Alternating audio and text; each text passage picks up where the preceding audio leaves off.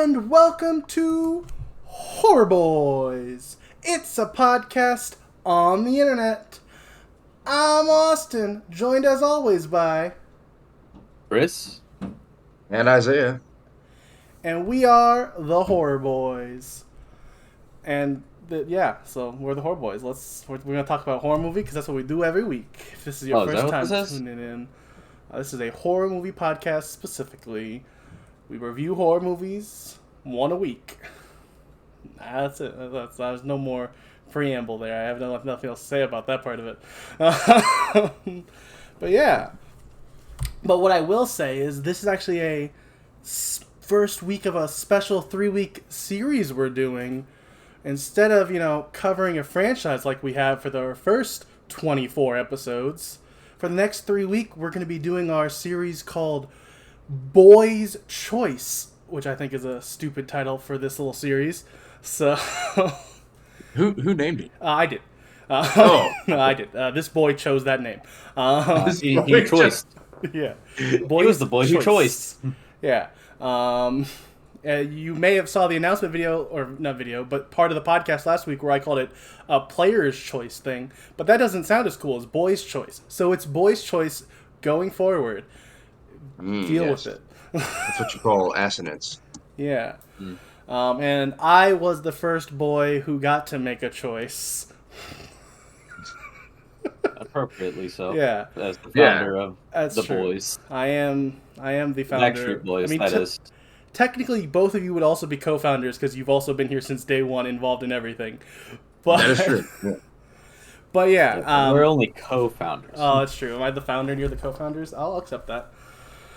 But yeah, so this week, as you saw from the title, we are going to be talking about the movie Zombie, also known as Zombie 2, and Zombie Flesh Eaters. Because this movie... And that's it. I mean, the working title while they were shooting it was also called The Island of the Living Dead. So you could throw that name in there too if you want. An appropriate name for the movie. Yeah, no. Or Zombies Visit Manhattan. But I guess they couldn't do that because, Jason Takes Manhattan was going to happen. Right. It was going to happen 10 in years about a later. decade. Yeah. But, this movie takes place just about as much time in Manhattan as that movie. True. And this movie is directed by Lucio Fulci, who is an Italian. Fettuccine. Nothing. Okay. Just saying pasta. Oh. But yeah, this is Lucio Fulci. This is one of his movies. He is a pretty famous Italian horror director, which most people probably don't know that because a lot of people don't know about Italian horror, and that's fair. But this podcast, there was a scene that we will get to later in this movie that we kind of hinted at in a previous podcast, and that's why I made my choice for this one. So yeah, before we even jump into the description, I actually have a little bit of fun fact behind the scenes information to open this with. Crazy, changing up the game. But yeah, our first little thing was I mentioned the multiple different titles. One of those was Zombie 2. And you may be thinking then, what's Zombie 1? Well, Zombie 1 is the name of the Italian cut of George Romero's Dawn of the Dead. Not Night of the Living Dead, like I said when I first mentioned this movie on the Victor Crowley podcast. I've done my actual research now and know what I'm talking about. But yeah, there was an Italian cut of that that Dario Argento helped do. They ended up cutting 7 minutes as well as rescored it by an Italian band named Goblin. But yeah, so... Goblin. Sure. Just like that the Italian band's name was Goblin. I guess that's fair. That's really good to me. And this, kind of a thing that Italian cinema likes to do because their copyright laws are a little bit different. This movie was released as a sequel, even though it has no connection whatsoever to Dawn of the Dead. Because that's something that can happen in Italy. Basically, you can just you wanted to make a sequel to a movie, you can just say you're doing it, and there's nothing anyone can do about it. Italy's really just captured the idea of capitalism and refined it. Pretty much. Which, that sounds like we're about to get off on a really sour foot, and that's fair. Sour foot, that's the term I'm going with today. I prefer sweet feet myself. But yeah. I'm tasting feet. Some sweet succulent toast. It sounds like we're getting off on a bad foot. Anyway. Maybe I'll cut out my calling it a sour foot. I won't. But yeah, so it sounds like, oh, great, so this is going to be some crappy knockoff of Dawn of the Dead. But not even really. It's just, it's its own movie, and spoiler, I kind of love it. But yeah, so we're going to talk about this movie. Let's jump right into the actual story. Let's jump into the normal part of the podcast we normally get to at this point, which is going over what happened in this movie. And this movie starts off hot as we open immediately on a zombie with its head covered by like a sheet, immediately getting its head shot. It's not just like a little it's black like hole.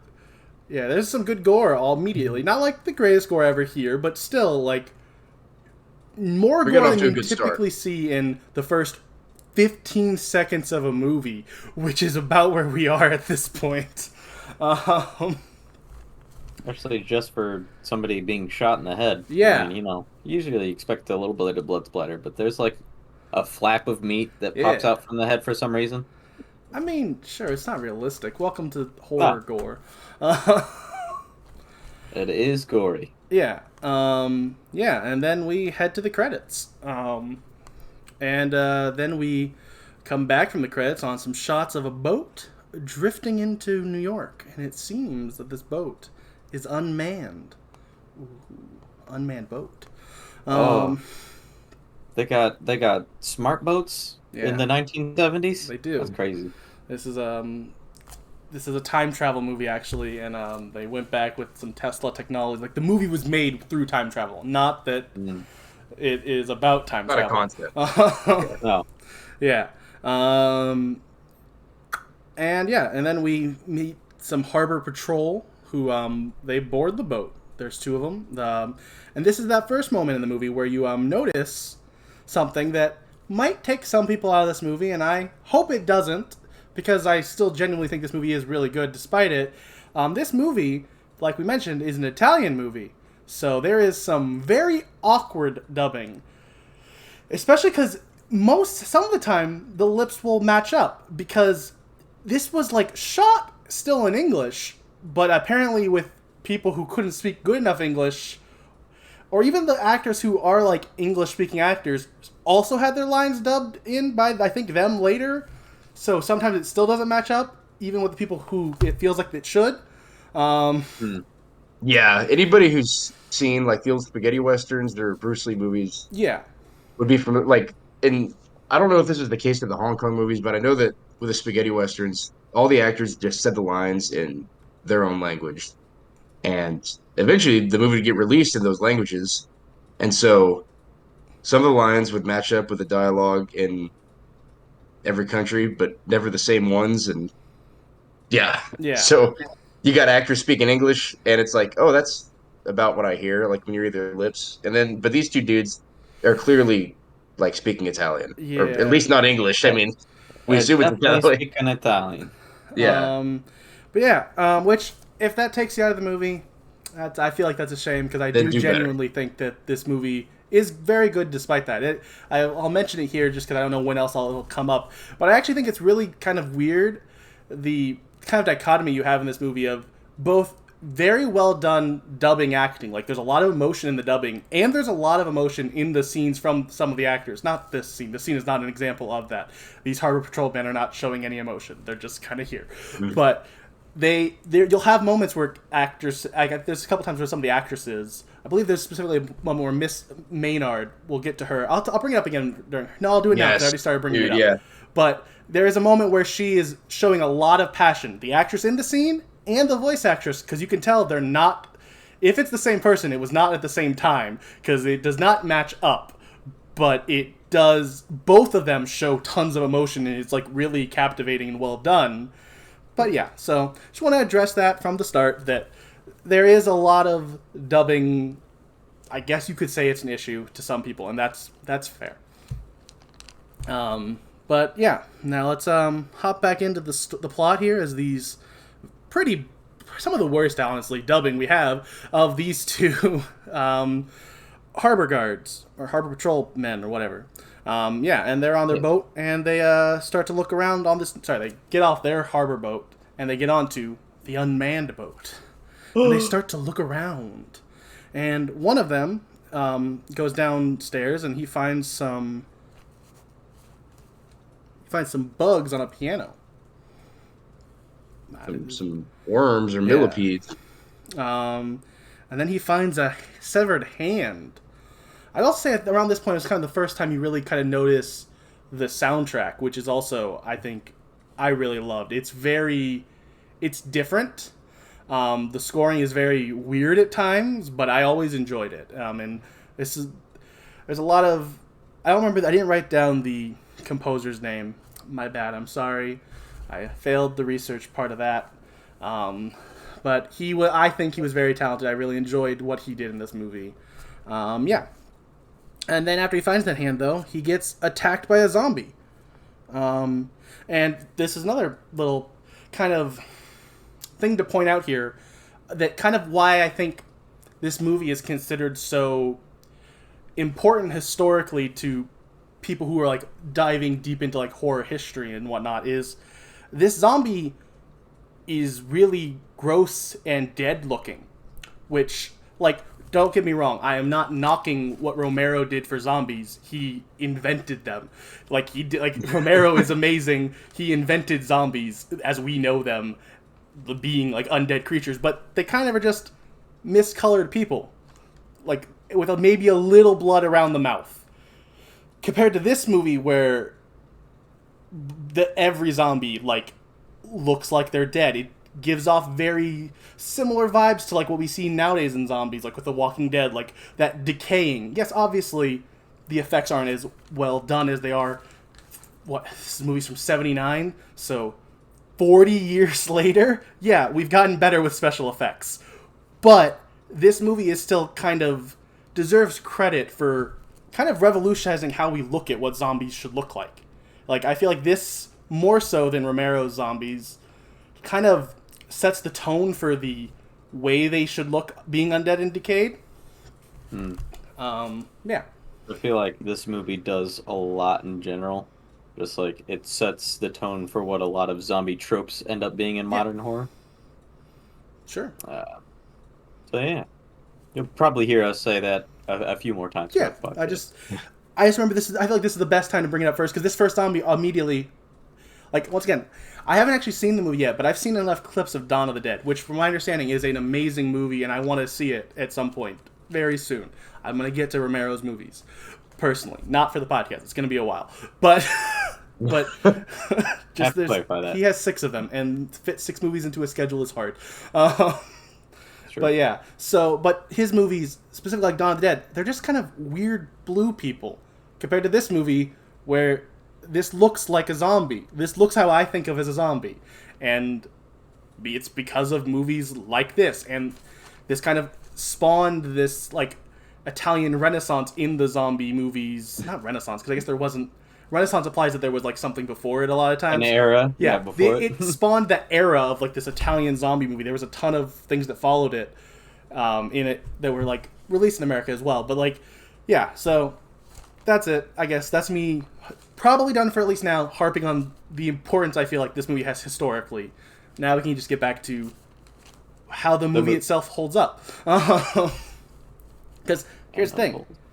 I do think this movie holds up for the most part. But just because something's historically relevant doesn't mean it's good.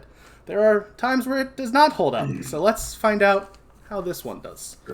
So yeah, this zombie attacks him and he bites his neck.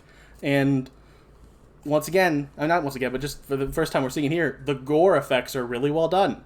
Once again, you do have to use a little bit of a lens of realizing that it's 1979. This isn't going to have the years of refining that like a Hatchet 1 did, which for that movie's even probably overboard. But I'm using that movie as an example of like what we might think of as more of a modern gore effect. This movie is not quite that, but it is still really awesome and really gory, and this is the first example of it. And the last example for a while, because this movie is a little slow to get back up to this pace. Yeah. So, but to its credit, like I won't speculate how they did it because I'm not really a gore expert.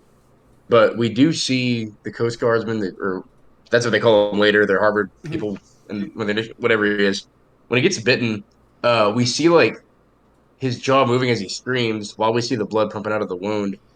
And so I think, is that a fake head or a fake neck? I don't know. I mean, but it just looks really convincing and yeah. physical, which is spot on. Like even in Hatchet, we saw like some even like bordering on campy wax heads and robot heads and things like It's that, true. so they can pull off similar effects. Also, I gotta think about this, like, the fact that the gore even hell of his... I'm kind of even more praise on this movie. We talked about, our first ever episode of this podcast, you can go back and listen to it, was about Friday the 13th, which we absolutely praised, because it deserved it. The arrow through the neck of Kevin Bacon in that movie, done by the amazing Tom Savini. But you can see the separation on that head and neck. It is so blatant when you watch it now. This movie, I can't see the seams. I don't know how they did it. And this movie was a year before that. Like, so...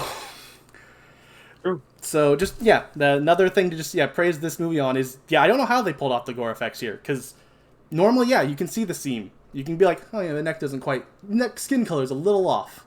It's still awesome. I'm still going to enjoy it. It's a movie. I'm going to suspend my disbelief. But this movie, I didn't have to as much in this scene. Because it just looked cool. So now that the guy's dead. And that zombie, he's done biting his neck. So he goes up top. And he walks towards the other cop. But gets shot. And he falls into the water. The river. I think that's a river. Yeah. The bay. Yeah, the bay. It's right by one of the famous bridges. I don't think it's Brooklyn Bridge, but it's one of the other really famous bridges in connecting like mainland to the island of Manhattan. So it was cool. And the zombie is now gone, and we're gonna move on past this scene as we now head away. We head to the police station where we get. I'm assuming this... I don't remember fully, but I'm assuming this one must be so much worse because I actually drew attention to it in my notes. A very badly ADR'd chief.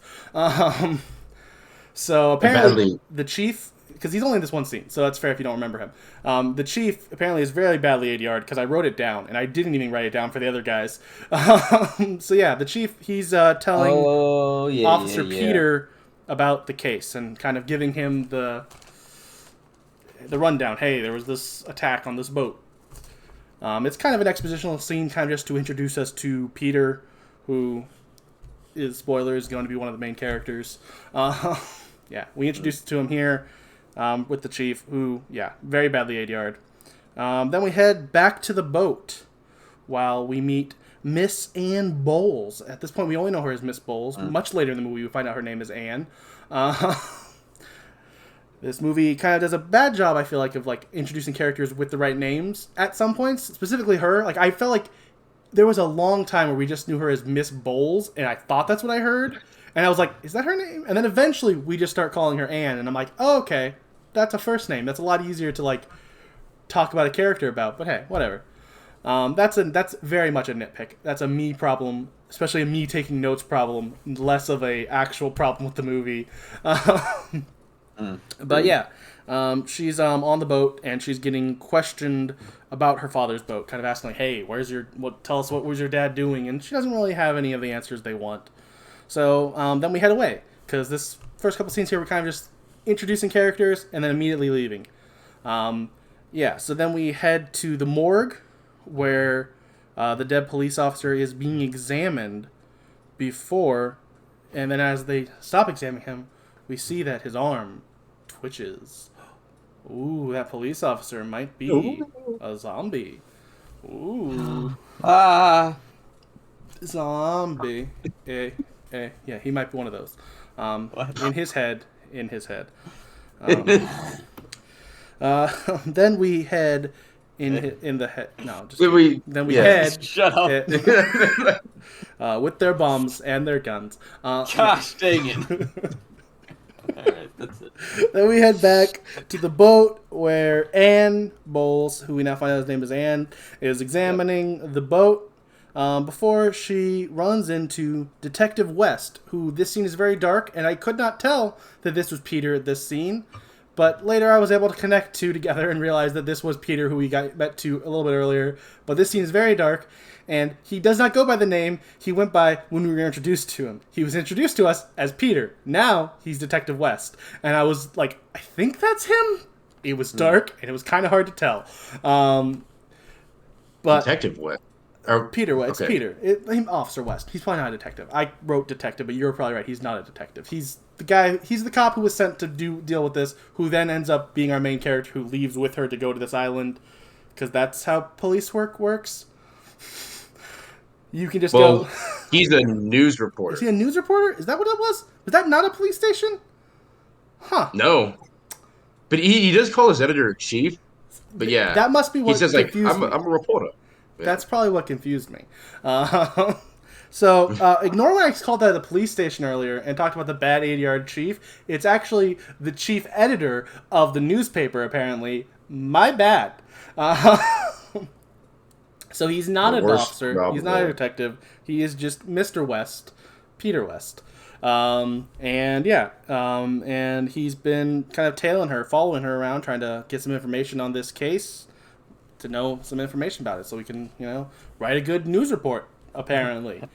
And not a good. Which also, to be fair, it really ends up not mattering in the plot in like a couple scenes. It never matters again what his job was, because, yeah.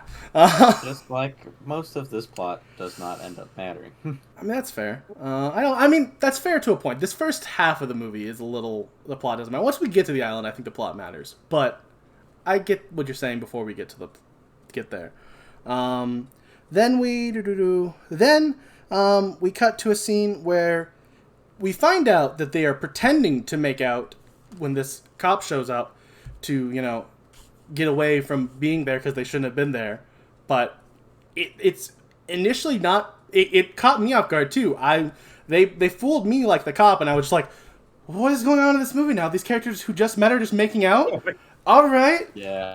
Cool. I mean... I remember both of us being very caught off guard. I was like, wait, huh? I was like, the Italians do it weird, but all right, here we are. They're just in love now. Which, to be fair, hits your eye. They do end up being in love later, kind of. So, but at this point, they're just acting to fool this cop so they can get off the boat. That they're not supposed to be. They were acting so well that they fooled us. Which, to be fair, now thinking about it, makes more sense now that I realize he's not also a cop. Now knowing that he is just a reporter, I get why they have to show him your badge, man. He says it like... Just a scrap of newspaper. Yeah. That little badge thing that they put in their fedoras. Yeah. My bad. Once again, this first part of this movie, I thought he was a cop, so I was very, part of me was like, I wonder why they're lying to this other cop. Can you just said he was, interviewing her? All right, whatever. But no, they're making out to make us and the cop think that they are not, that's why they're on the boat. Scratch your heads. Yeah.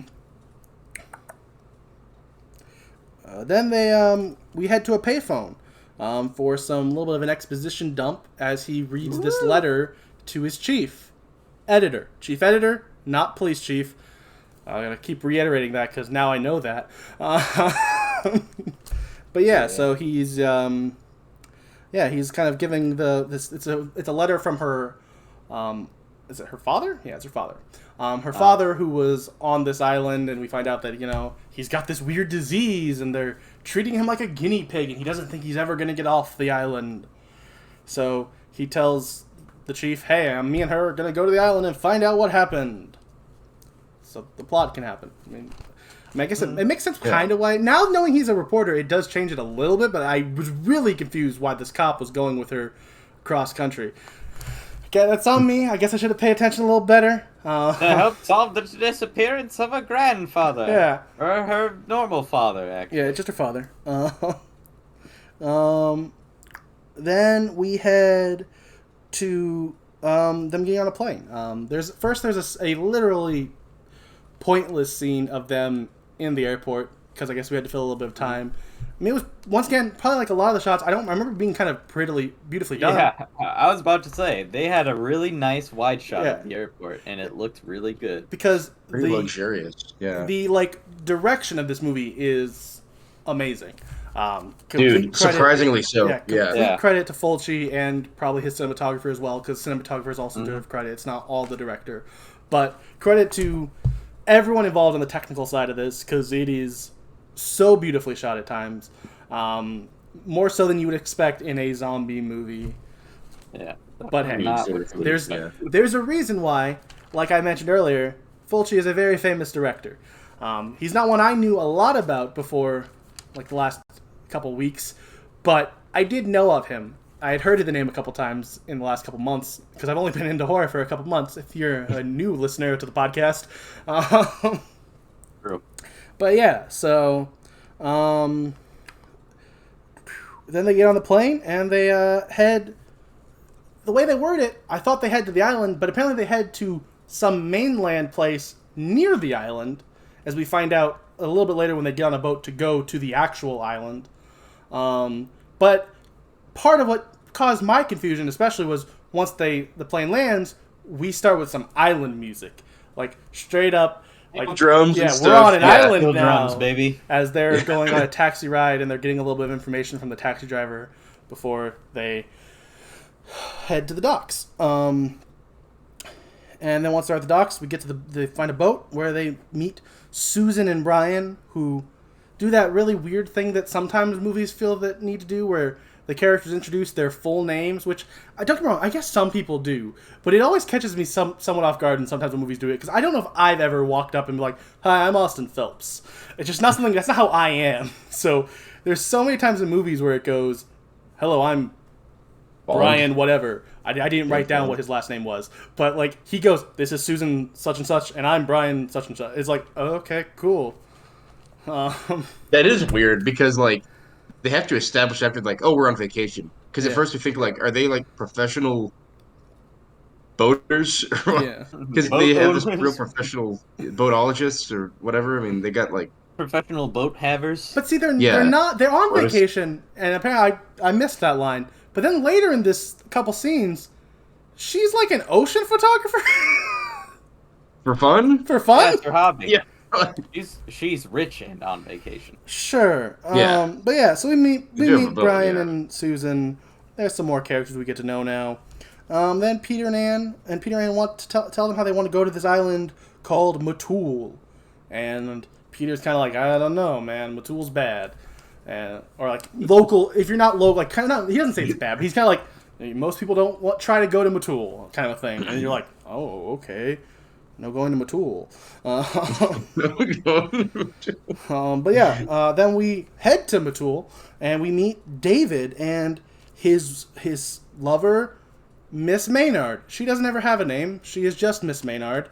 And we only find that out due to context clues later when we find out his last name. She never gets a name directly in this whole movie. The most we get, I believe, is when David sends some characters later to check on her. He goes, "Can you go check on my wife?" I believe is all he ever says. So, yeah. We meet David and Miss Maynard, who they argue... Sorry? And wife? Mr. and Mrs. Maynard. Yeah, Mr. and Mrs. Maynard, David and his wife.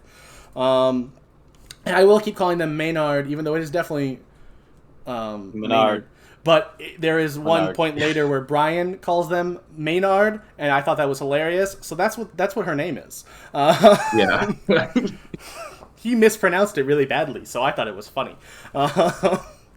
Yeah. And then they argue for a while about the coming zombies, and she's really freaked out about it because, she doesn't want to die from a zombie. Say the word zombies. This whole argument seems to imply that Dr. Maynard has, like... is the one responsible? Yeah. Yes. There's a little implication here, which I feel like with some of the later stuff we kind of find out he's not, but maybe that's just him.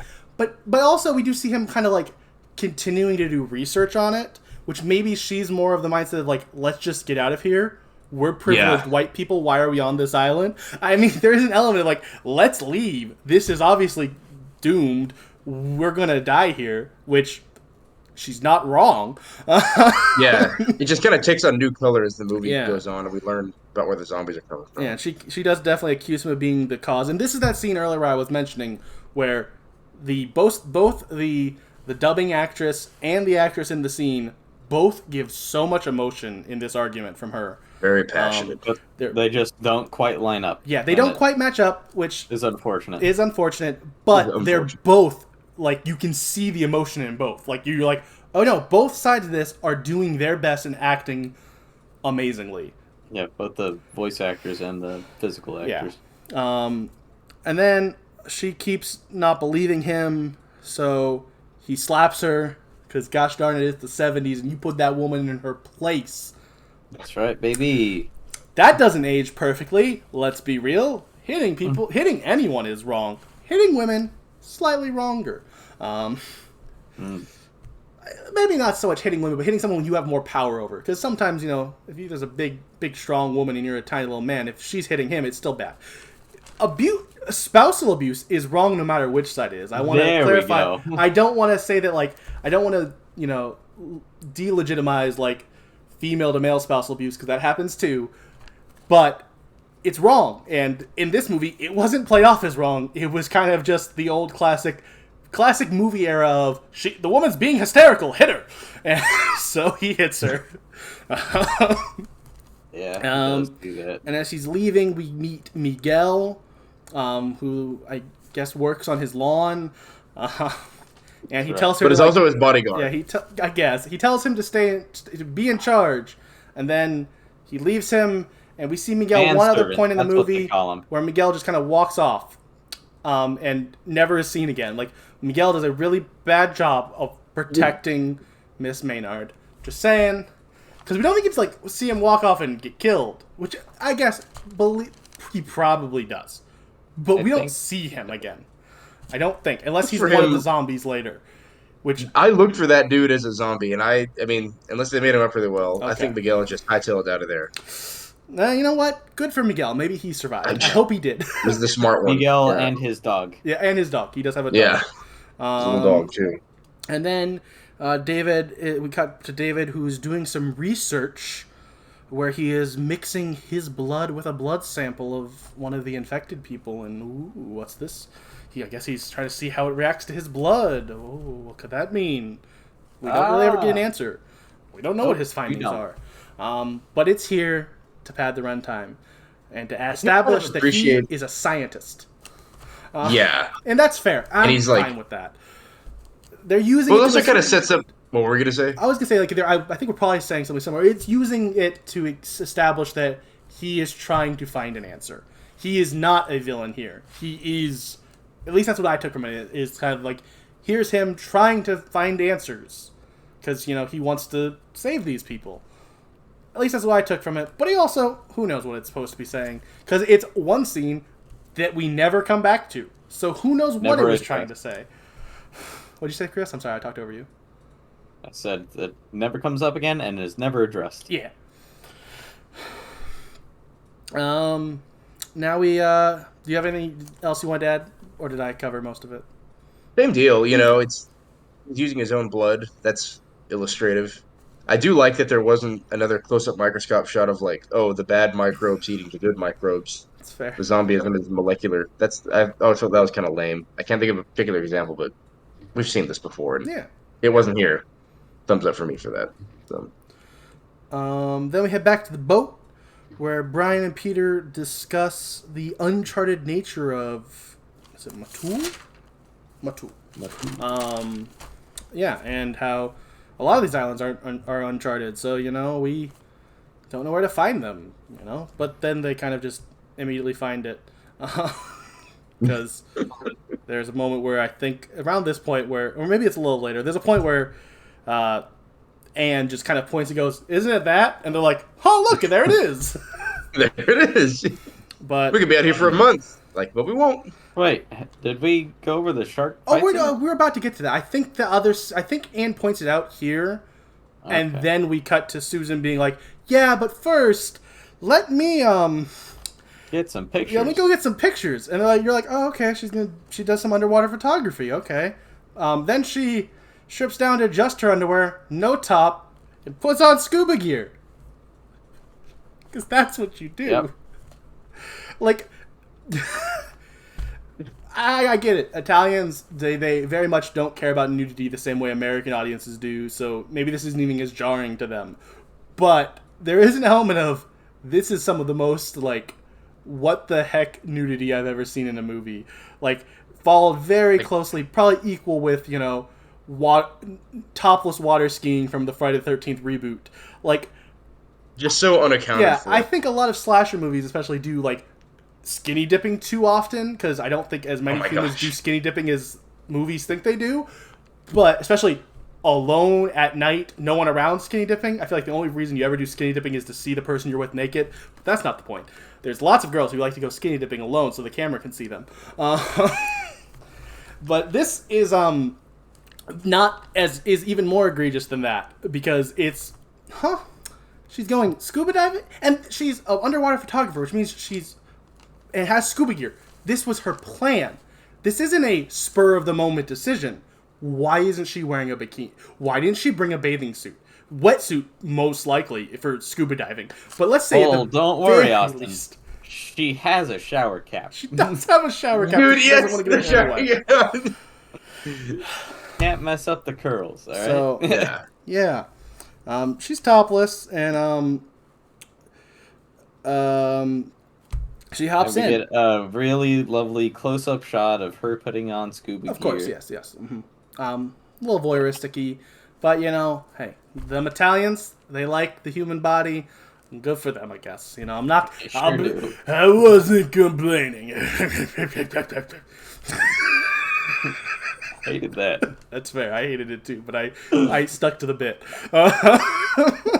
Yeah. And now apparently this is the point. After she jumps in, we have Anne spotting the island. This is where it happens. I did write it down. I thought I forgot to write it down. But Anne spots the island. Anne just goes, there it is. And then we cut back to topless girl who is scuba diving. There it is. Yep. Back to topless scuba diver, Susan, who gets real close to this shark before surfacing. And you're like, oh, crap, there's a shark in the water. That's crazy. And then once she surfaces and gets in, this shark that I believe is a tiger shark, which are not that large, hits the boat and completely shakes it. Which, yeah, like almost Jaws level. We're gonna need a bigger boat. Which, the boat shakes real bad. Wait, no, sorry, she didn't.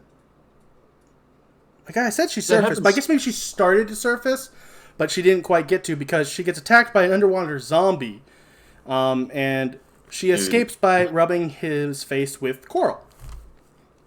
As you do. You grab your coral, you rub it in the guy's face. That's how you escape when you're underwater being attacked by a zombie. Remember that. It's very important in life. Yes. You punch the shark in the nose, you scrub the zombie with coral. And then we get to a moment that I did not know was in this. Clean. Sorry? So they hate being clean, the zombies. Yeah. Like children. Yeah. Yes. Then we get a moment in this movie that I did not know coming. According to all my research on the internet, apparently this is the most famous scene in the movie. I thought it was a different scene that is the reason we're watching it, because I mentioned it before on a different podcast, but apparently it's this scene, and everyone else knew about this, but I was not ready for this, as we get an underwater zombie versus shark fight. And it's what everyone had been asking for, dude. In 1979. Like, it's so over the top. I'm not complaining at all. Yeah, you're right. It's over the top. No one was asking for it. These are both fair statements, but it was awesome. It was pretty dope. And the thing is, super well choreographed too. Except for like a few of the bites where he like rubs his face against the shark, and there's like clearly no gore coming out, but he's just like, I mean, but he's a zombie. He doesn't know what to do. He's there to bite and claw. Apparently, the zombie in this scene was actually the shark trainer, because that makes the actor they wanted to do it couldn't show up that day. So this guy had to literally fill in the day of. They put him in zombie makeup and threw him down there with no equipment, and he has to just hold his breath in full zombie makeup while he fights this shark, who is a real tiger shark, who is really there with him and is, to be fair, and probably a little unethical. He's very fed. He's well fed before they put him in, and tranked up. Like, he is on a lot of tranquilizers to make him as docile as possible. Which is probably... PETA would probably have their heads, and PETA sucks, but I could kind of get it this... some lean, but I kind of get it this time. Maybe we don't. That might fall under a little bit of animal cruelty to tranquilize a shark just to get a movie scene. But it happened. It did pay off, though. It happened. It happened in 1979. Cool. I'm going to look past the ethical question on if it should have happened and say... I'm kind of glad it did, because it was awesome. In the fight, in the shark's encounter with photographer, Karen, whose name escapes, the lady, Susan, excuse me. They just kind of like poke and prod around each other a little bit. And as I saw that, I thought, okay, I get it. They're not going to have somebody like actually tangle with the shark, so they have to kind of use some editing and cutting and some camera trickery. But then it actually happens right there. Yeah. And I think, like, are they actually going to like go toe to toe? And then they're just like wrestling in the water and everything. It's amazing. You know? Which makes me think that actor, whoever said like, oh, I can't do it today, he woke up and thought like, well, today's the day I wrestled with a tiger shark. Like, maybe I'm sick, actually. I got diarrhea. Can you blame him? I respect his decision in every way. It ends up ending when the shark wins, I guess. Sure, we'll say that, by biting the zombie's arm, and it ends. He kind of gets his arm in his mouth, and it ends. And awesome. The green blood billowing out. Yeah. There was also a moment earlier, which I mean, it must have been like food coloring or something, because there's no way you're going to put actual blood in the water in any capacity. But with the tiger shark there. Yeah, there is a moment where there is some like fake blood that comes off of the shark when, the zombie is biting him or hugging him or whatever. Clawing away or bite, I don't know if there's a way to do this scene justice. It is a scene you have to see to believe. If we haven't sold you on this movie because of fair, but now please go watch this movie for this scene alone. I genuinely think if you go in with a good mindset, you will find a lot more to enjoy. But this scene alone is something you need to see in your life. Absolutely true. Then after that, we cut away. We head back to David's hospital, which is kind of just a barn, which is fair. They're on like the middle of this island somewhere, and they have this like makeshift hospital in a barn. But it's definitely very barn looking when we see it from the outside. When we see it a few times. And. And sorry, thought I had to burp, didn't, so I just paused for nothing. And we see a bunch of these diseased locals who haven't quite turned yet, but are probably going to turn soon. And then we have Lucas show up, who is kind of the doctor's local assistant, and he's afraid. He is afraid about what's been going on, because apparently one of the zombies had been spotted on this side of the island, which hadn't happened yet. So that's a problem. It means the infection and everything's getting closer. It's bad. Ooh. Now we head back to David's wife, who is showering. Once again, the Italians, they love the human body. So this scene is very... There's like 8 mirrors. Yeah, it is very... Let's look at this woman shower for a little bit. Also, I don't know if it's this scene or if it's this previous scene. It's probably this scene as well. But I wanted to point out something that will come into play very soon. The actress who plays this person has some of the most beautiful eyes I have ever seen. I will just say that, and we'll see why that's important in a moment. But there are multiple shots of her very pretty eyes, which apparently also, from doing some research, apparently Fulci really likes eyes. There's a lot of like close zoom-up shots of eyes in his movies, as well as he also apparently is, at least a little bit into, some eye gore as well. There's at least another movie where a character gets their eye cut open. So guy's got his things, and apparently eyes are involved either way. Yeah, and there we see the shot, and it's very, I was gonna say very Friday the 13th, but this predates Friday the 13th. Doesn't predate Halloween, but realistically, I believe this kind of voyeuristic shot we have here that feels like it's coming from a zombie's point of view because we see like a zombie hand is actually more of a nod to giallo films, which is kind of this Italian thriller that a lot of slasher films are kind of based off of in a lot of ways. Like a lot of the tropes of like the killer's point of view, the unknown killer, like that kind of tropes. A lot of them came from these giallo thrillers in Italy, which Fulci's also directed a couple, and that's was a really big thing for a while in Italian horror / thrillers were giallo films. The 60s through the early 80s. Yeah. Some of the really famous ones are I'm trying to think it's not quite full giallo, but Suspiria has some giallo elements. Something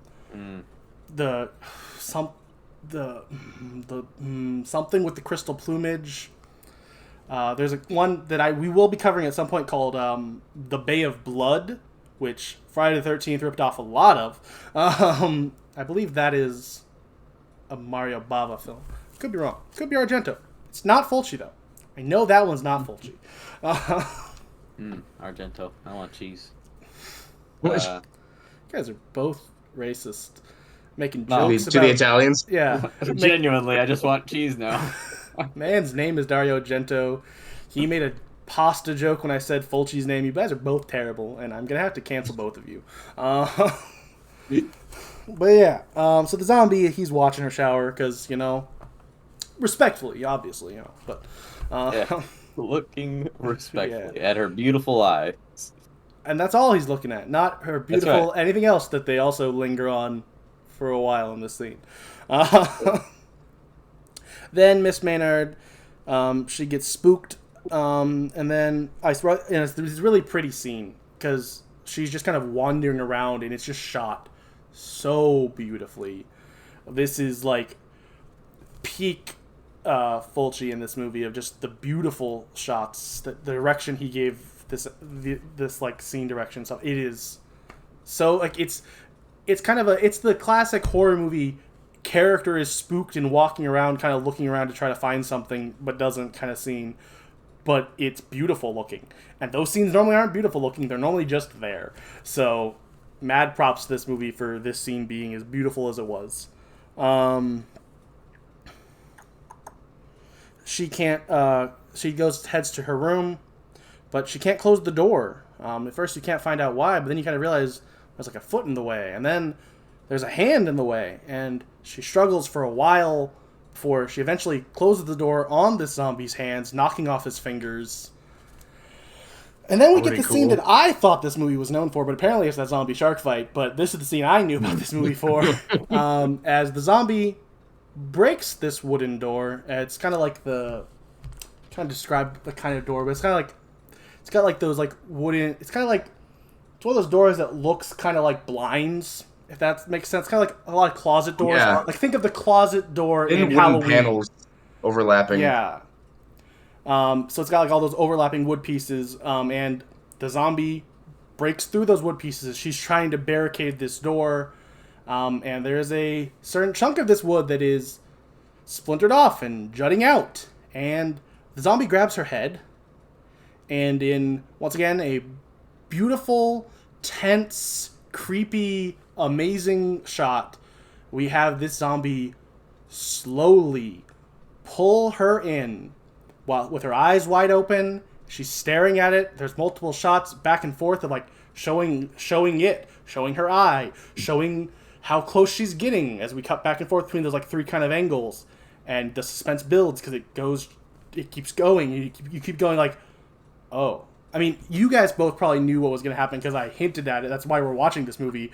But if you haven't seen this movie, there's a lot of there's a lot of suspense here where you go, they're going to cut away. You're not going to actually show this. Lots of horror movies would tease something like this, but then not do it. like a Hatchet 3. Teases the concept and then doesn't do it at all. But then he does. The zombie pulls. It's unflinching. Yeah. The zombie pulls her in. It goes into her eye. Yeah, and I'd just like to say, like, they could have in this scene edited it so like it was just like a back shot of the zombie pushing in. Yes. But they don't. They give like a side, and you see the wood go into the eye and like pop the cornea. Mm-hmm. It's pus kind of thing brutal. Coming out of it. It's beautifully disgusting.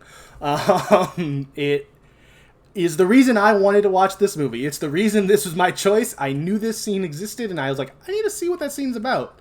Because I've seen this scene be talked about in, like, a couple, like, horror documentaries and stuff, like, all of the scariest scenes ever in history of horror movies. This is one of the ones that's, like, brought up in this, like, VH1 special or something like that. It might have been Bravo. But either way, like, there's this special where this is one of those, but here's the thing that, and in a lot of the YouTube videos I watched where they talked about this scene, they cut away. They don't show this scene. So you go, oh, maybe they don't actually show it in the movie. But they do. And it is glorious. It is almost ruined by the actress screaming just a little too much, but not quite. She does not get ruined in my mind. It's close. It is borderline ruined because the actress I praised earlier for doing a great job is screaming just a little too much for my liking in this scene. Which is fair, but it was a little overacted, the screaming here, so it almost took me out. Didn't quite, but it almost did. Then he pulls her the wood breaks off, still in her eye, sticking out, and he pulls her through, and we cut away. And we then get some zombie vision, as a zombie watches the boat crew show up, start coming towards the lion. They don't quite show up yet. You can see them like kind of arriving. It's like, seems like it's definitely once again supposed to be in zombie vision. The zombie's watching it happen. He's like, oh, new people, cool. And then we head to the nurse, who I believe in the movie is only ever referred to as by Dr. David as his assistant, but I called her a nurse because she looks like a nurse, and that's what she is in my notes for the rest of the movie. 2 women are allowed to have names in movies. They don't. Apparently, Fulci does not let half these women get names. It's weird. There's Anne Bowl and Susan, who has a last name as well, and Mrs. Maynard, who only has a last name, and assistant nurse, who does not have a name at all. Well, Austin, she only has a last name because her husband. Because her husband does. You're right. Because he has a full name and title. Yeah. But yeah, the nurse walks up and finds a drunk Dr. David Maynard. She refers to him as that, and you cannot tell what she says here. I did not realize his name was Maynard here. I thought his last name was Bernard, because that's what it sounded like she said. And I was like, oh, okay, his last name's Bernard, because we know his name's David.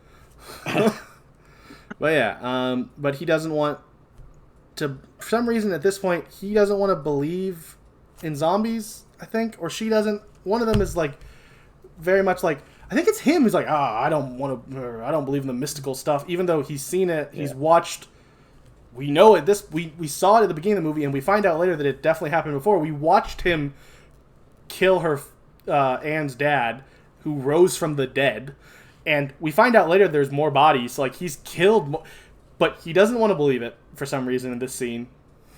Dude, yeah. I guess it just he doesn't want to accept it, which fair. This is a crazy He's a man concept. of science, Austin. And that's fair, but also I feel like this is a scene you have before you establish that he's already had to kill a man who rose from the dead. Well, to be fair to the script, to the character, I mean, he does elaborate on it more later, saying like, yes, I see it with my own eyes that they're rising from the dead, but I refuse to believe that it's voodoo that's doing it. Yeah. And so I'm going to figure it out with my microscope and my blood samples. That's fair. Maybe that's... But also, it's not voodoo, I guess, to be fair, not... It's a... I'm not even going to say fully fair to the movie. I'd argue it's a little bit of trickery. At this point in the movie, we don't know that he's the person who killed her father, because in the first time you see that scene, the person is in complete shadows. Yeah, and unfocused. And we get established later that that's him. So at this point in the movie, I guess you can accept that he doesn't believe in zombies. But when you know the full story, like I do, watching the whole movie, I think this scene is stupid. Nah, I wouldn't agree. Just because of his whole speech later. But that's fair. Her and David head to take out the zombie, and then Lucas sees the boat's flare, and as this is happening, as Lucas is about to is helping bury all the bodies, like the 6 or 7 zombies they've had to kill recently, but he doesn't believe in zombies yet. I don't think even voodoo was brought up yet, though. That's the thing. She was just talking about the dead rising at this point, and he doesn't want to believe it. And it's there's 6 bodies here. You've killed at least 1, but hey, he doesn't believe it. Maybe he believes there's some scientific explanation, and that's fair, I guess. That's fine. I understand not wanting to believe in voodoo. But whatever. But yeah, then he Lucas saw the flares, and he comes and tells David about it, and David goes off to head to investigate. And then David talks to the boat crew, and he gives them some explanations. Exposition is what I wrote here, but he kind of explains what's happening. Here's what happened to your father. I don't think this isn't the scene where we get... Oh, no, it is. This is then the scene after he starts explaining it. We head to some flashbacks of her dad dying and how he wanted to... And we also find out in a scene that I felt... I don't know, it just feels weird that they felt so much need to put on. They have her father be like, and send this letter to her. I guess I feel like we already knew that he sent the letter. Whatever. I just feel like it's weirdly... out of place in the story when we already know the letter came to be make sure to send this letter to her, and you're well, he did, cool. Well, his dying wish happened. Good for him, I guess. But yeah, he sends the letter, and then Dave was having a lot of trouble with the idea of shooting Ann's dad, but then after a while he does, and I don't know if it's the exact parts of this scene are the same scene. But parts are reshot, because like we said, you can see him now in it. But the kill part where we see part of his brain sticking out again, or not, his head, whatever. The part that we talked about earlier, the actual kill scene from the first 10 seconds is seen again. Brain slap. I think all of the scenes of Ann's dad rising and getting shot are the same, but Dr. David's scenes are now shot in focus, in lighting, and there's a little bit more of showing him not want to do it, because, he liked him and, Dr. Dave, or him and Ann's dad, who I don't know if ever had a name, were friends, I guess, because, they were the white guys they were one of the 3 white guys on the island, because we find out later there's one more. He's the only other white man on the island. Once again, there are certain parts of this movie that might not age perfectly. Maybe spousal abuse and harping on there being another white person, it doesn't age as well. Also, somebody a manservant. Also, a manservant. Also, got to point out that line that was coming up in a scene or two. I just want to emphasize that it's not only kind of racist; it's also sexist, because his nurse is white and he doesn't care about her because she's a woman. On the island. I mean, he did say white man on the island. Yeah. So I point out it is also extra sexist because he also does not respect her because she's a woman. And she's his assistant. So I guess she is beneath him. But yeah. Then we get a little bit more exposition on zombies and kind of how...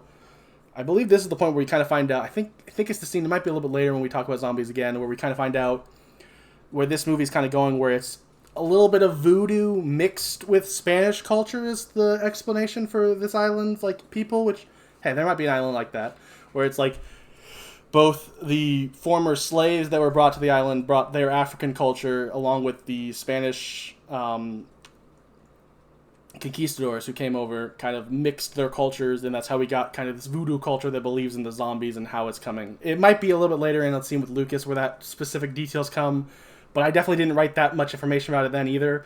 So at some point, a scene explanation about apparently voodoo is a combination between African culture and Spanish culture, apparently. The conquistadores. Yeah, in this movie, that's where voodoo comes from.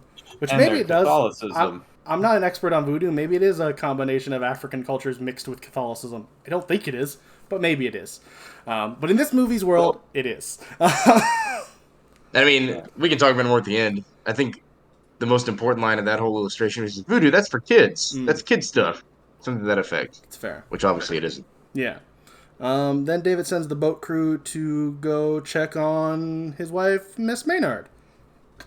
And then I think Lucas comes up and or at some point, I don't know, he must have told them in that scene of exposition kind of thing where he goes, sends them, he finds out that Fritz, the only other white guy, is also in the hospital and he's worried. So he sends them off to go talk to Fritz, the only other white man. That is his name. That is his title. We have Dr. David and Fritz, the only other white man. The only other white man, Fritz. Yeah. And Fritz, the only other white man, tells David he wants... Oh, no, this is where we find it. Sorry, I said this earlier when Lucas was... I guess earlier Lucas was just freaking out about what was happening, because this is the point where we find out that the zombie curse has gotten to their side of the island. Because David was bit in the village, and Fritz was, and that freaks out David. Then we cut back to the boat crew, who they get to the house, they go in, they walk in on 4 zombies eating Miss Maynard's corpse. But wait, there's 3 more zombies in the house. Only 2 more, I believe. 2 more zombies in the house. But yeah, before we get to that part, because once again, I want to praise the movie when it does things I really like.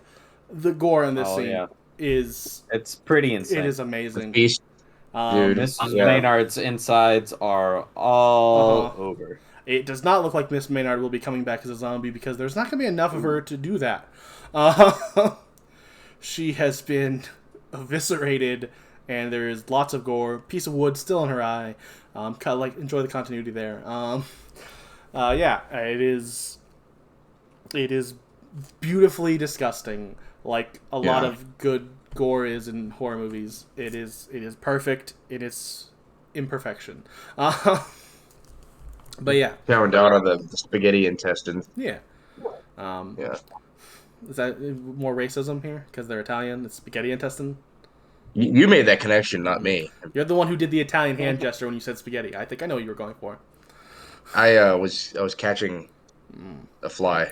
This is the episode. This is actually Isaiah's last episode. Oh, dang. First off, I don't like his sense of humor from that last episode. Now he's racist. I just can't keep him. I'm sorry. I tried. Done our best. Yeah. Then as Chris spoiled, because we hadn't got to that point yet, as they try to sneak away, 2 more zombies show up at the door and stop them for like 2 seconds before Brian grabs some like horns that are mounted on the wall, picks them up and just clocks the zombies and knocks them over. Like, just one hit takes like both of them down, if I remember right. It might have been a hit each, but I swear he just kind of swung it and hit them both, and they both fell. And I was like, all right, good for you, Brian. Then we head back to the doc, who's had to put down 3 more patients, including Fritz, the only other white man. Yes. Rough. We all know. Then the boat crew, they're starting to drive back towards the hospital to tell Dr. Maynard that his wife is dead. But they have to swerve off the road to avoid a zombie, I believe. It might have been an animal. I don't even remember. They swerve off the road, and they kind of crash a little bit down into like some trees. And somehow, even though he's in the back seat, and it wasn't that bad of a crash, somehow Peter has, like, we find out in a later scene, like, severely screwed up his ankle. Like, it's bleeding, like, how bad he busted up his ankle. At first, you're like, oh, he's just limping. I don't know how he even got hurt in that crash. But then later, when you actually see what happened, it's, like, messed up before the zombie gets to it. Yeah, like between, like, his foot and his shin, it's just, like, a giant gash. And I'm like, I don't know how he pulled that off in the back seat of a slow-motion crash. He just sits with his, like, feet on the floor with his tippy toes, and so anytime there's, like, a little bit of force, they just rip the skin. Don't know how he pulled it off, but he is now hurt for the rest of the movie. Then we have David, who is questioning Lucas about voodoo, which, it's here I'll bring up, we kind of I don't remember the exact details on which part of this scene is where we get which part of the backstory behind the voodoo. it's not really that important. The belief is now that voodoo is bringing these zombies. What I want to think is kind of a cool moment about this movie is it's kind of connection between different zombie media before it. We've already kind of established how this kind of establishes what we think of when we look at zombies. Like the way they act that came from Romero's work. But pre-Romero's work, zombies were a voodoo thing. Like, they were a thing. There were movies, like there's a movie called White Zombie from 1932, which is like about a voodoo witch doctor who gets some zombie servants, which is a lot of how it normally works. I don't even think they're dead at that point in those movies. It's just like taking over people. So it's kind of cool to connect the two parts of zombie history of being like, hey, they're dead for sure, but also it is still voodoo. Which I was like, all right, I like connecting the two parts of zombie history at this point. Yeah.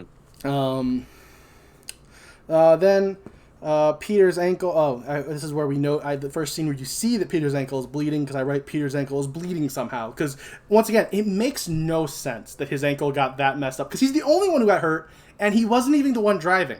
If he was the one driving in the back seat, yeah, if he's the one driving, you go, oh, maybe somehow that really slow motion crash was just because it's a movie, and the car actually did get like a little smashed up and hit his ankle. But he was in the back seat, which means there's no way he should have got hurt and no one else did. But his ankle's bleeding now.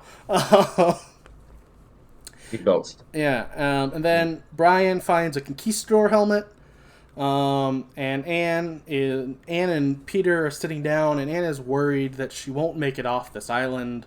So Peter goes, I see my moment. She's emotionally vulnerable. So he moves in for kiss, even though there's really been no romantic tension built between them, and he just kind of starts making out with her. She reciprocates, so I guess he was right. He saw the signs, but as the one watching the movie who also saw the way the characters acted, she was just worried about her life, and he went, got it. This is my chance to make out with you, because you think you might die, so you won't say no.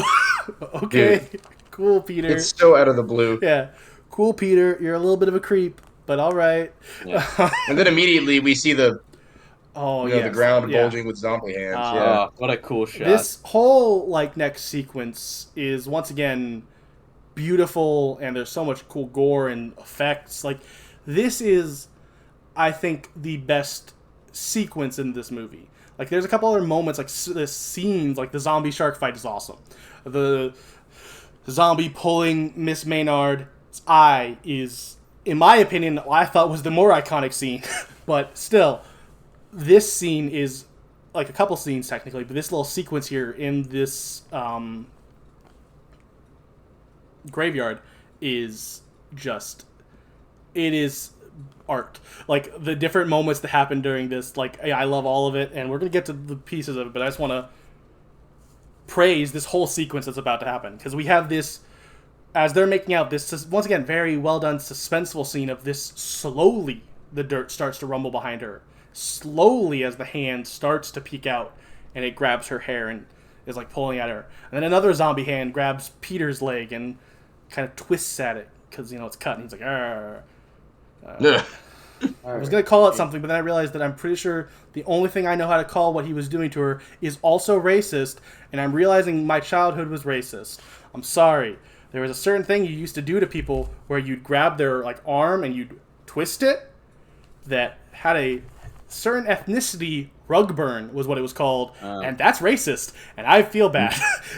I'm acknowledging that I'm not going to call it that anymore. And if that was me, like, oh yeah, he was giving him like can't say that term. That term does not hold up. Childhood naming for games / torturing your friends was racist. It's not really a game, but you know what I mean. Yeah. Especially because now that I think about it, why it was called that is also racist. Like, it's because it made your skin red. Like, that's why it was called that. Jeez. Yeah. I want to... That's not really relevant to this movie. But, man, I'm just having that realization as we had discussed this movie. Crap. But, yeah. The zombie twists at his ankle, which is bleeding. And then... After he grabs her ankle, we we're still in the same scene. We cut over to this other zombie that is kind of getting up from the dirt, and his eye has worms in it. It's like in his little eye socket. It's really cool. Yeah. I think it's the shot of this zombie is the shot that's on like the cover of the DVDs and the movie poster, because it is like the best looking zombie. Like, it is awesome looking. And this is, kind of a bad horror trope, you could say, for sure. But we get a moment where Susan is just stunned in fear. She just stands there, which, I mean, some people react that way to fear. I get that. But she doesn't. But also, we always hear about, fight or flight. She doesn't either. She stands and cowers, but does not fly or fight, as she just watches him look at her, and then eventually he, bites her neck, and it's awesome. And like, he takes out her like whole jugular, and there's a lot of blood, and it is amazing. Once again, I think it's because like her cowering isn't even horrified. It's like vague disbelief. That's fair. She's like, it could, yeah. Whoa. Yeah. I didn't see this coming. Yeah. I sure hope I don't die. Yeah. Then Brian shoots him, and Peter smashes his, like, the top of his head with a cross, this like wooden cross. And once again, an amazing kill. As some of the best gore we've seen. Yeah, his head just kind of like the top of his head top part of his skull just disintegrates, but leaving nothing but like blood and viscera. Like, it's too low to be his brain, but it definitely there's just solidness there. So but either way, it's like the floor of his where the brain sits or something. I guess. Cranium. I don't know what it's supposed to be, but I love it. Yeah, it's a very, very hard wood that they used on that cross. Spanish Definitely wasn't wood. driftwood. Yeah. Then Brian wants to mourn, the death of, Susan, but, Peter convinces him to leave because, that would be a bad idea to just stand around there waiting for no reason. Like, she's dead. Move on. I get that sucks. Like, I get that there's maybe in the moment I would also want to mourn someone I loved. But also, you just saw zombies. Run. Yeah. Because there's also more. Because a bunch more zombies rise right after they leave. They just barely get away. And then we get another shot of them kind of running towards the hospital as we kind of see some tons of zombies in the distance. And they kind of bang on the door for a little bit. Just barely get in before the horde kind of really starts getting close. And there's a ton of them. All their zombie effects look cool and different. Which, once again, want to praise this movie. I know I sounds like I'm harping on it, but I understand why it's amazing, and I respect George Romero beyond belief. But you look at, like, shots from Dawn of the Dead, those zombies didn't really have that much differences to them. They all kind of had here's what our zombie makeup looks like. They're blue people. Here it is. This movie went, okay, so how did this one, I feel like they went, how did the makeup artist went, like, how did this person die? Or how are they underground? Was this person underground? Like, because each zombie looks different. Like, the type of gore that's on their face and stuff is all different for each one of them. And I thought that's really cool. So yeah, they get inside.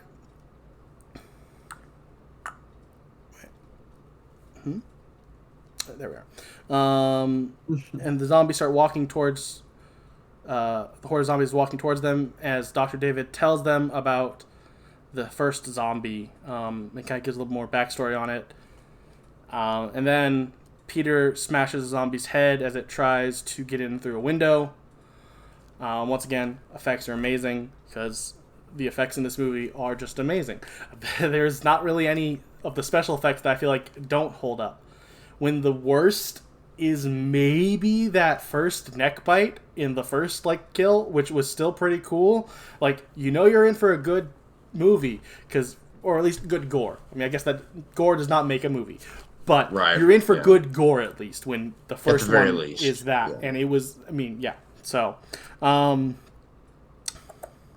then Peter then Dr. David gets his face bit by Fritz, the only other white man who's now a zombie, who bites his face and like rips off a giant chunk.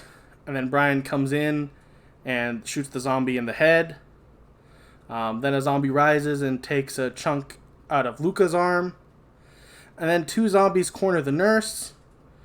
But she gets saved by Brian and his shotgun just after he had just shot a different zombie in the head who was trying to come through the window. So we're just killing a bunch of zombies right now. Just so many zombies are dying in this scene. Then Lucas apparently did not actually get shot. Lucas wasn't shot. Lucas was kind of just got bit and fell backwards. And because now he's back and he bites the nurse before she's able to leave. Like, Peter comes in, or is it Brian? Brian came in and like saved the day, but she didn't actually get to follow him quick enough, so she still dies. Like, he saved the day for 2 seconds before now Lucas zombie bites her. And then Peter shoots Lucas before he can get to Anne. Then they I think they kind of established this a little bit further back that this was maybe their plan, and some of them were starting to work on it. But they start throwing Molotovs. They have like Molotov cocktails, and they're just throwing them and trying to keep the zombies back, and like they're just starting this giant fire as well. And then but the horde is kind of just not stopping, and they start shooting a few of them, and the hospital starts to burn, but more zombies just keep coming, and they keep shooting them, and they keep throwing Molotovs. And then, I guess they realize this isn't working. They're still coming. So they retreat back into the back room. But there's more zombies in there, too. And at this point, I thought, oh, crap, these people aren't getting out of here. They're all just going to die here. That's really depressing. Which the movie still ends on a depressing note, but not quite that depressing. There's more zombies there, and they take out...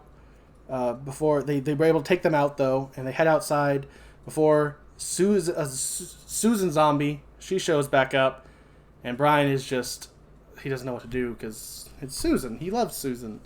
And, that's, once again, I guess this is the kind of thing Chris thought we were going to do, which I don't know if we did as much as I thought we would have as well. This is that trope. Yeah. That is that, horror trope of character finds zombie version of their loved one, and they don't know how to react, which is completely fair. And also, it's not a trope at this point. Maybe it is. Like I said, I haven't seen Dawn of the Dead or Light of the Living Dead. Maybe Romero started to establish that concept, but even so, this is still in the infancy of what zombies are. So it's not a trope yet. It's just a really awesome concept to do to make a character have to go through. Because that's another thing. Tropes aren't inherently bad. Sometimes they're done and they become tropes because they're a cool concept, and this is one of them. He doesn't know he kind of gets overwhelmed with emotion, and he ends up getting bitten for it. But then Peter ends up shooting her, and the 3 of them leave as the church burns down. And Brian is starting to become sick because the bites lead to an infection. It's kind of that kind of zombie, but also with voodoo, which is why this movie's kind of that weird hybrid, because this is definitely following more of the classic zombie kind of concept that we think of when we think of zombies, but I guess the origin was voodoo. Because bites start causing people to get a fever, sickness, and then they turn as they pass out and die, and then turn. And then he passes out. For some reason, they thought it would be... I guess it is his boat, so I get it to a point. But even after all this, they thought it'd be a good idea to let Brian drive the boat, as he's bit and, definitely already feeling sick. Yeah. But hey, he's driving. But he passes out at the boat, at the wheel, and they take him downstairs, and we get once again a really pretty shot that's from his point of view, as he kind of his eyes close, and he kind of goes out of focus as he's looking at Anne, trying to help him. I think he keeps calling her Susan because he's going through delirium and doesn't realize what he's looking at and stuff like that. And it's really pretty, and it's really kind of cool to be put. I really respect the movie for putting me in that position to be the person dying. That's not a thing you see a lot, and it was cool to be in that spot where you're oh, okay, this is you're seeing kind of his last things he sees. And then he dies. And Peter doesn't want to kill him, though. Like, kill the zombie version of him, because he wants to take Zombie Brian back to New York as proof, because he doesn't think anyone's going to believe them, which I guess is fair. But they are going to believe him, because they turn on the radio, and they find out that New York is overrun by zombies. Yeah, and we get a little radio exposition about what's happening there and how it's devastating the people and everything. And the radio ends with the man screaming as presumably zombies broke into the station and killed him. And at this point, we're kind of just seeing shots of New York as we see zombies on a bridge in New York walking. And that's how the movie ends. So it does still end on a depressing note, but not quite as depressing. Yeah. At least some characters got to live, but in what world are they living? Yeah. So that is 1979's Zombie/Zombie 2/Zombie Flesh Eaters/ shot as Island of the Living Dead. It is. I feel no qualms saying this. This is Fulci's classic. I called it that when I talked to you guys, but I hadn't seen it yet, so I didn't know if it was going to hold up. But I think this is a classic horror movie. Has a lot of historical significance. It's ahead of its time in so many ways, and it was still pretty good. Like, yeah, there's flaws. The pacing's a little slow, especially in that first half. Like, it's a little slow. For some people, and I understand it, the dubbing issue is going to be an issue for people. Like, there are flaws here. But I loved the artistic merit in it. I love what it did for horror, zombie horror specifically. Like, it's in a lot of ways helped like take the baton that Romero started. Like, Romero went, here's zombies. I invented zombies, basically. I mean, I know, yes, there were the voodoo zombies like we already mentioned, but he went, here are the living dead zombies. And this movie said, cool, thanks. We're gonna help even more. We're gonna help establish what zombies are even more. And it was really cool. I'm really glad that we changed our course so we could talk about something like this, because this wasn't on, even this movie wasn't even on my schedule at all. Like, I hadn't even, so it would have been like squeezed in years from now at some point. And now instead we got to talk about it today. And I'm really happy because it has a lot of historical significance and we referenced it. And I like seeing movies I reference. If I'm going to reference them, it means I should at least know what I'm referencing. So yeah, that's my thoughts. Is this movie was really cool. The soundtrack was awesome. The gore was really good. Some people don't think the story has a lot of flaws. I actually didn't even really mind the story. I do think it's a little bit of a slow burn, and that's fair if that's not for you. But I didn't even really think there were that many holes in the story itself. Yeah, I enjoyed it.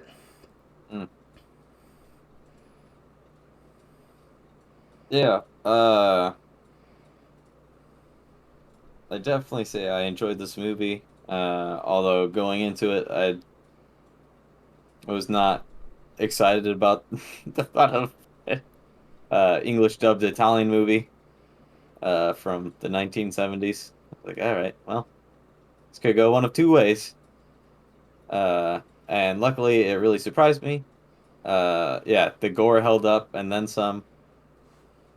Although that beginning next scene was maybe a little bit over the top, just maybe due to the color and the saturation of the blood, felt a little bit like paint to me.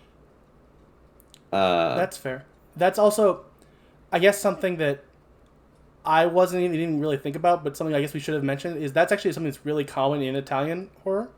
I don't know why, but that is something I've seen. Like, once again, I haven't seen a lot of Italian horror, but I've seen a lot of clips and people talk about it and stuff. Like, that's a very vibrant red blood is a very Italian horror thing. So fascinating. Yeah. But yeah, I would say this movie holds up in all of its gore and effects. And yeah, we mentioned it a few times, but just the general cinematography of this movie was so really, really well done, masterfully done.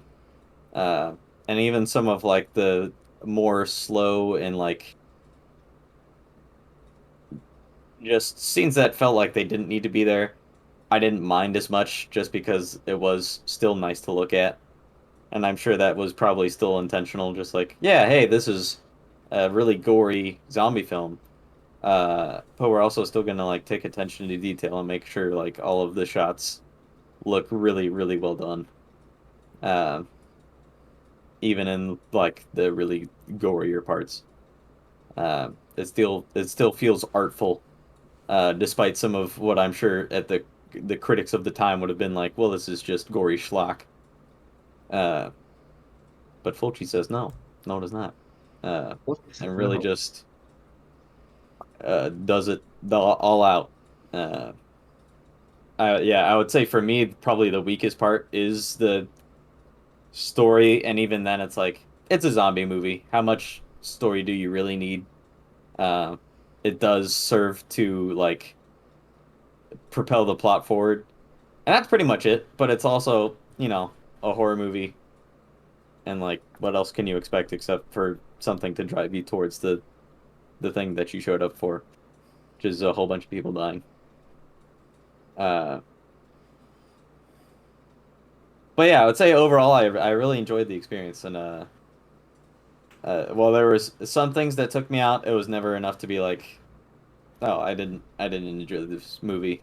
Uh, as much as Austin can attest that for the first 15 minutes, Oh, I was I was starting to get mad at making the Chris. whole movie. I was Just starting to get mad at Chris because he wasn't even giving it a chance, and I was getting really angry. I was like, "Come on, you gotta give it a chance. Like this movie, it's like, yeah." But he did eventually give it a chance. Still relatively pretty early on, and as we saw here, he ended up enjoying it because it is still a very well done movie.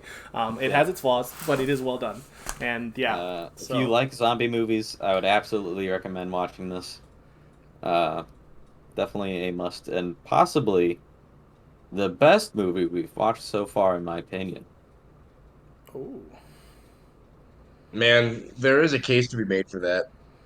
Uh, I did not expect to like this movie as much as I did, mainly because Austin, I mean, just presenting like correct information had made me expect some kind of like crappy knockoff of a better known American movie. Because I had heard the same deal about Italian copyright law with Troll 2, or maybe I'm thinking of a different It movie is that's Troll notoriously 2 is also very similar. Yeah, same baby. idea, notoriously terrible. And so I thought, oh man, we're gonna watch something like Troll I think 2. we're That talking sounds about that awful. next year. I think it's on the schedule for Okay. next year. Troll and Troll 2. Well, now I am excited and my expectations are high for Troll 2. No! Uh, A no, masterfully well done movie. Ah! There are kids. another It's a Italian stupid lineup. masterpiece. Oh my god! Oh God. Then he's gonna eat me. Oh my god. Um, I I guess I don't get the problems with the story. I think the story is really well told. It unfolds very gradually and inevitably, and I frankly didn't notice. I mean, like when you say a story feels long, that's another way of saying it's bad, right? Because that just means, oh, this story didn't hold my attention, and I never got that feeling from the movie. Scenes went from one to another, um, all necessary to the development, and I didn't see anything wrong with the pacing. That might just be my own subjective opinion. Um, if I had to point out a flaw, since we've already praised it a lot, and I agree with a lot of those praises, I think the acting of the actor that played Brian in particular did kind of take me out of the scene. To use Austin's phrase once or twice, like when he comes up with his meets his zombie girlfriend, he's a little bit wooden, a little stoic about it, you know, things like that. But that's very minor, like weighed against the rest of the movie, including the acting, which is really good for the actors speaking in English and the actors speaking other languages as well, for the most part.